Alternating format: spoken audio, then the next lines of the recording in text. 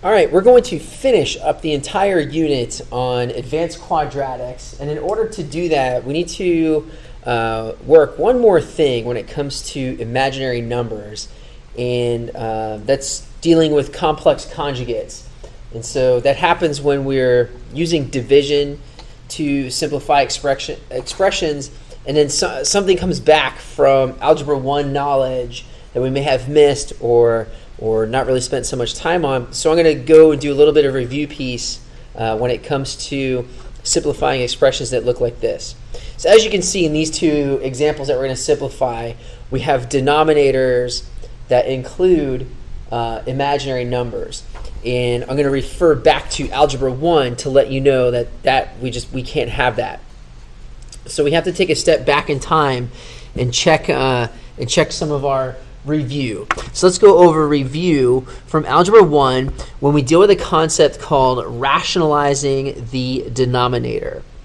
So we have to rationalize the denominator. And where this popped up in Algebra 1 is when we were dealing with radical expressions. And so the review piece when we were rationalizing a denominator is when we dealt with radical expressions. If we ever saw something like 4 divided by the square root of 3. And we learned that this is a no-no. This is a no-no because we can't have an irrational number in the denominator. So we have an irrational number in the denominator, and that's a no-no. So we have to remember from Algebra 1, how did we take care of that? Okay, so how did we basically address this situation? And we did that by multiplying this entire fraction by 1. And if we multiply the entire fraction by 1, that's a totally legal move. Okay, so the way we dealt with this is multiply by a 1. Now, what kind of a 1? Well, we have to multiply by what I call a clever 1. So we're going to multiply by a clever 1. Now, what could we multiply by that would make the denominator no longer an irrational number? And we refer back to that little trick we had with I squared. So remember how I squared was actually -1, and the reason why is because we had the square root of -1 times the square root of -1 that equals -1, so it's no longer, that radical sign is not there anymore. So we have to remember that. So if we have our denominator of the square root of 3, and we're going to multiply by a clever 1, what would make this denominator no longer irrational is if we multiplied the denominator by 3, right? Because if we multiplied the denominator by 3, what would happen? Or by the square root of 3, excuse me, multiply the denominator by the square root of 3. If we multiply by the square root of 3, look what would happen. The square root of 3 times the square root of 3 is equal to, well, 3. Okay, so it's the same principle that we've used for dealing with I. Okay, so now look what happens. We no longer have an irrational number in the denominator. We're back to a rational denominator, and that's yay. Okay, so now we have a rational denominator. Yay. Okay, so the no-no, irrational number in the denominator, we have to multiply by a clever 1 to make it an irrational number. So basically you may be asking, well, based off this, where's the 1? Well, we have to finish.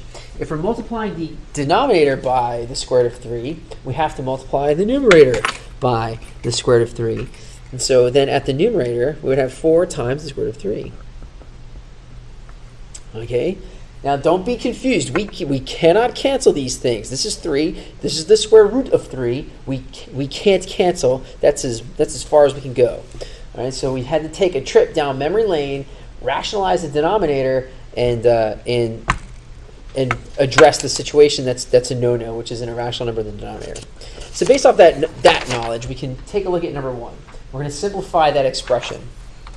And so we have 4 minus I over 6i. Okay, so we have 4 minus I over 6i, and as you can see, we have an irrational number in the denominator, and that's a no-no.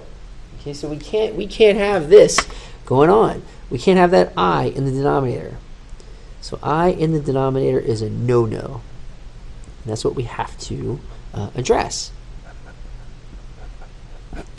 So what could we possibly do to no longer have an I in the denominator? And if you remember, just like I did about a minute ago, I squared is equal to negative 1. And since I squared is equal to negative 1, that's no longer irrational, right? Negative 1 is a real number. No way. So how can we address that in the denominator if we only could multiply this denominator by I? Oops, by I, not I squared. Multiply that denominator by I, everything would work itself out, right? And if we multiply the denominator by I, we could multiply the numerator by I, and then we would no longer have an irrational number in the denominator. Our denominator would then become 6I squared. Okay, and again, I squared is negative 1. So we have in the denominator 6I squared. In the numerator, we would have 4I minus I squared, because we would be distributing, right? Distributing the multiplication. So from all that manipulation, we would have this situation, which looks kind of crazy, but we can simplify this, because remember, I squared is equal to negative 1. So let's change the way some things look. So we'd have 4I minus negative 1, and that would be over 6 times negative 1. All we got to do is clean that up, right? So 4I minus negative 1, minus negative turns into plus positive.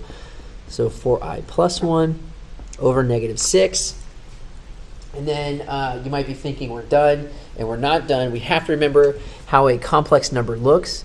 A complex number is in the form of A plus BI. So we have to change the way the numerator looks.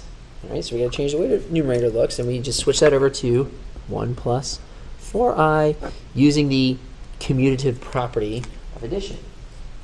So we now have 1 plus 4I over negative 6, and there is our simplified imaginary expression. Okay, so we took 4 minus I over 6I, rationalized the denominator to get this. Okay, so that's the whole concept of rationalizing the denominator. But what about number 2, you say, all right? So what about that second one? Now, the trip down memory lane we have to take for number 2 is remembering a difference of squares. Okay, so remember a difference of squares. So we're again remembering. This is on a video I have from Basic Quadratics, Common Assessment 6. The video is called Factoring Specials. Okay, so we have to remember a difference of squares. It means if I had an expression a squared minus b squared, how would I factor that? That would factor into two things called conjugates. Okay, and it's on that video. And I introduced the term conjugates. Okay, so these are called conjugates. Introduced the term in that video on specials, Common Assessment 6. Factoring specials.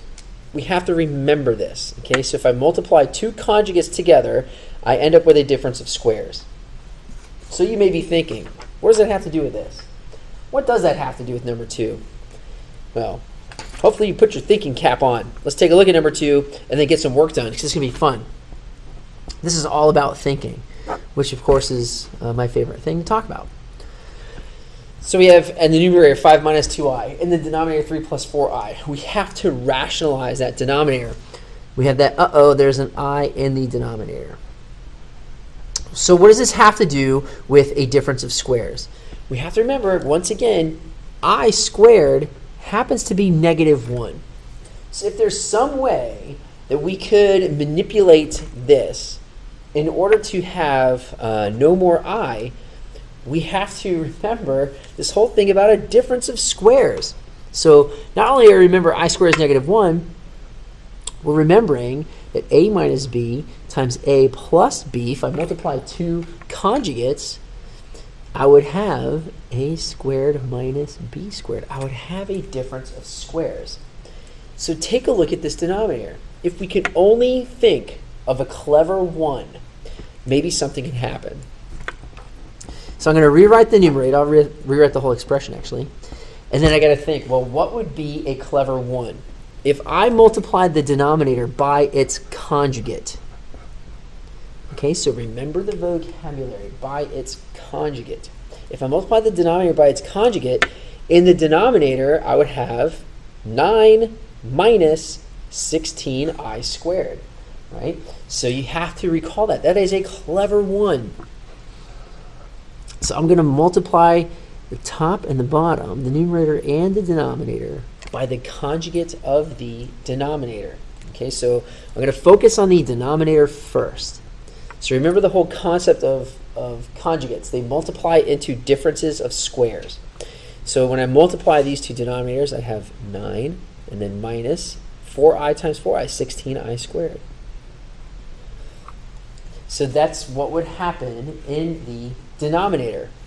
And as you can tell, or not, we'll get there in a second if you can't tell already, we have rationalized the denominator. There's no more I in the denominator. And you might be thinking I'm crazy, but I'll tell you in a second. In the meantime, let me multiply the numerator. So the numerator, just like in the previous lesson, we would multiply our two binomials. And so we had 15 minus 20i minus 6i plus 8i squared. And that's all from multiplying these two binomials in the numerator. Okay, so the rest is simplifying stuff. So in my numerator, I have 15, and then I can combine like terms. In my denominator, I have to remember I squared is -1. And that's where I said before that the denominator is now rationalized. Now, if I'm rationalizing the denominator, don't I also have to take care of the I squared in the numerator? Yes, yes, I do. Okay, so good I up there. So in the numerator, 15 minus 26i, and then minus 8. Okay, I squared is -1. -1 times 8, -8. In the denominator, 9 plus 16 is 25. So I would have 25 in the denominator. So the rest is cleaning up that numerator. I want a complex number. So combine like terms, 15 minus 8 is 7. So 7 minus 26i, and that's all over 25.